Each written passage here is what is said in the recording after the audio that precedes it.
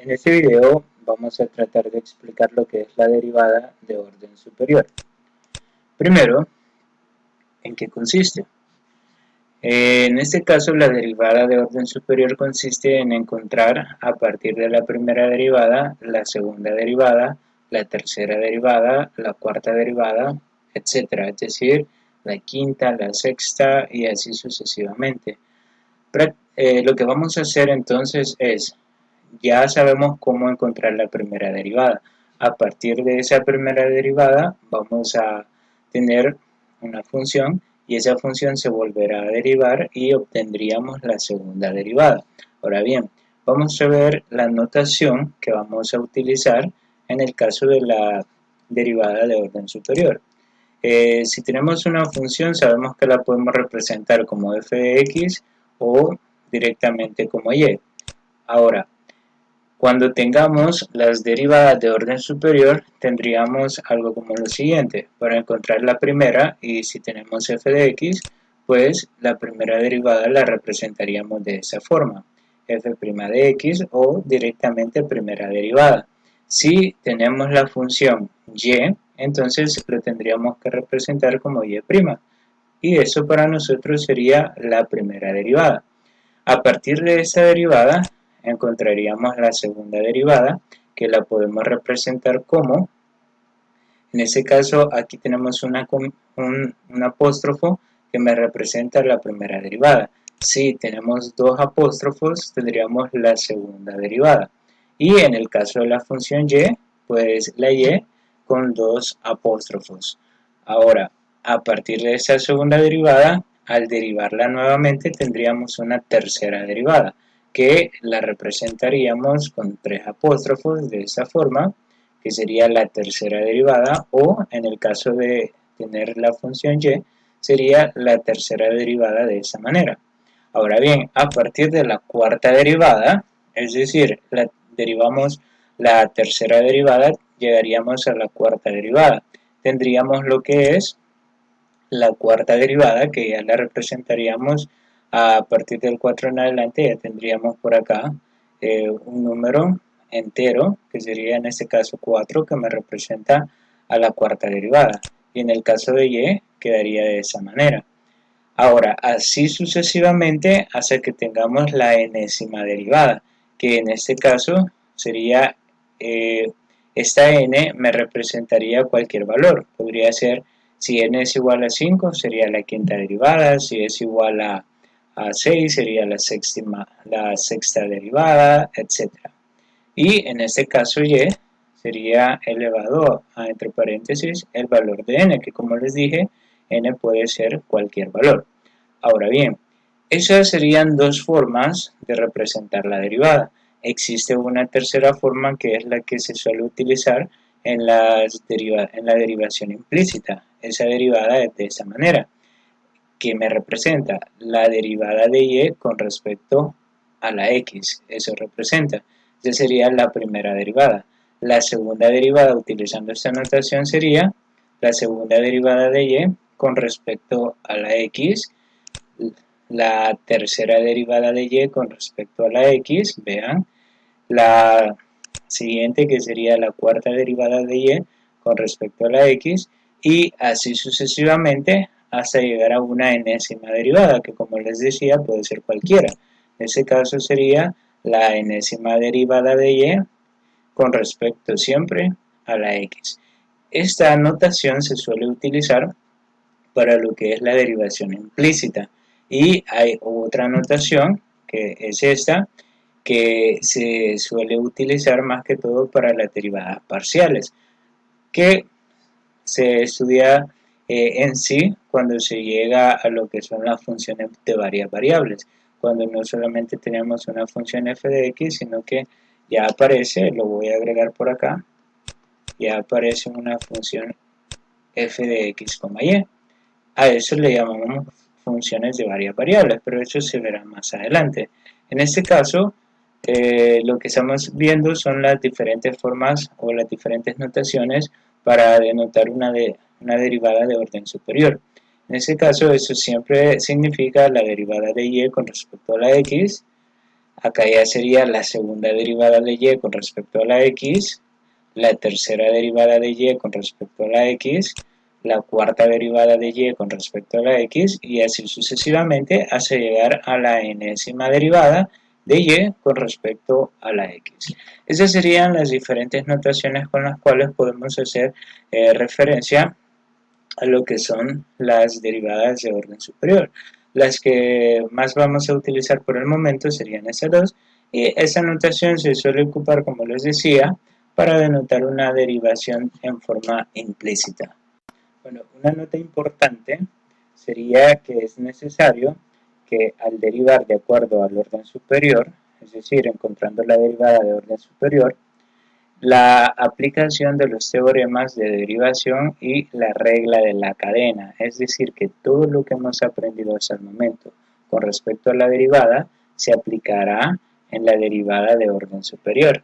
Es decir, que si en algún momento tenemos que aplicar cualquiera de los teoremas de derivación, se tiene que aplicar. O si hay alguna función en donde podemos aplicar la regla de la cadena, también tendríamos que aplicar la regla de la cadena. Así que prácticamente la derivada de orden superior consiste en ir derivando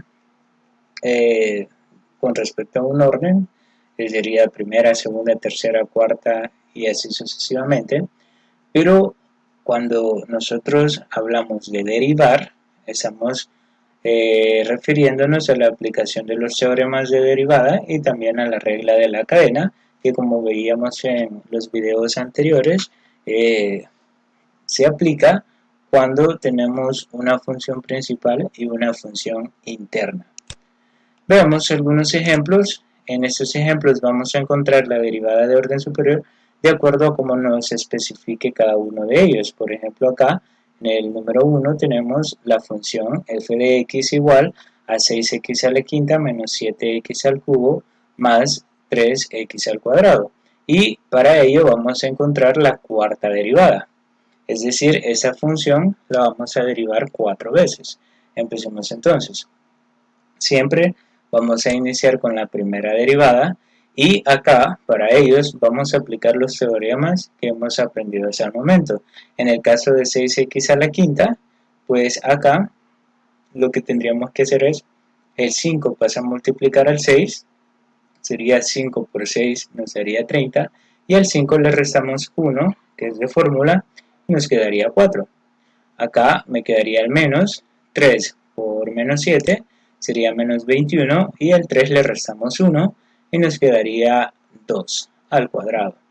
En ese caso tendríamos que el 2 multiplica el 3, eso nos daría más 6, y al 2 le restamos 1 y nos quedaría solo 1.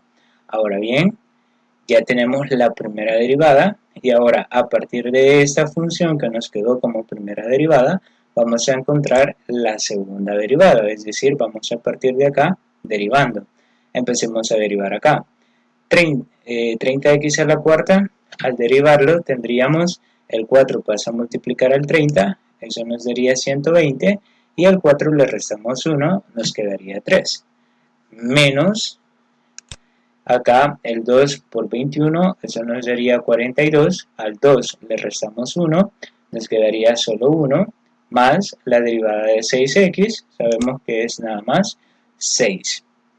Ahora bien, ya tenemos la segunda derivada, pero necesitamos la cuarta derivada, entonces a partir de acá vamos a seguir derivando.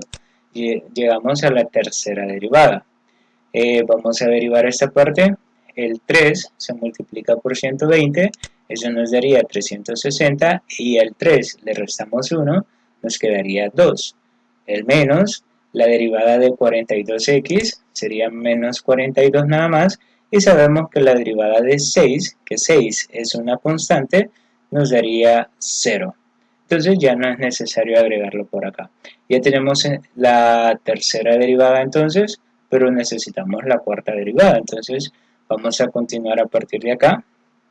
La cuarta derivada sería igual, en este caso, a 360x al cuadrado. Al derivarlo tendríamos 2 por 360, eso nos daría 720.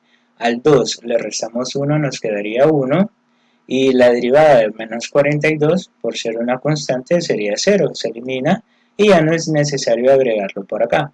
Por lo tanto, la respuesta sería que la cuarta derivada, lo que nos pedían en un inicio, es igual a 720x. Si nos hubiesen pedido la quinta derivada, tendríamos que haber derivado acá, y la quinta derivada sería solo 720. Si nos hubieran pedido la sexta derivada, si la quinta era 720, entonces la sexta derivada tendría que haber sido 0, porque la derivada de 720 es 0.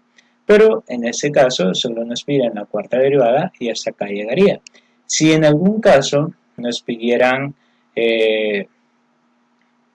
por así decirlo, la séptima derivada y llegamos a que después de derivar esta vez nos daría 0, entonces no tiene lógica seguir derivando el 0, el 0, el 0.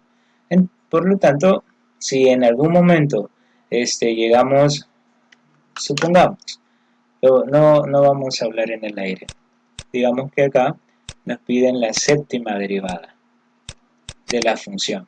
Entonces, si ese fuera el caso, la quinta derivada de esa función tendría que ser solo 720 y la sexta derivada de esa función sería 0. Ahora nos piden la séptima, pues prácticamente si acá llegamos a 0 significa que la séptima derivada sería en este caso 0. Ahora, si nos pidieran la décima derivada de este mismo ejemplo, y llegamos a que la sexta derivada es 0, directamente podemos afirmar que la décima derivada de esa función sería también 0, porque tendríamos que seguir derivando el 0, el 0, el 0 y no cambiaría. Entonces, eso sería prácticamente si en algún caso más adelante llegase a ocurrir esta parte. Se podría obviar y directamente saltarse a que la décima derivada es 0. Si llegamos a una derivada de 0, ¿verdad? Pero no en todos los casos se llega a esta parte. Si bien es cierto, esa es una función polinómica, pero en algunos casos, más que todo cuando las funciones son racionales o radicales, no siempre se llega a que la derivada de orden superior aparece algún cero por ahí. Nada más en las funciones polinómicas, como es este el caso.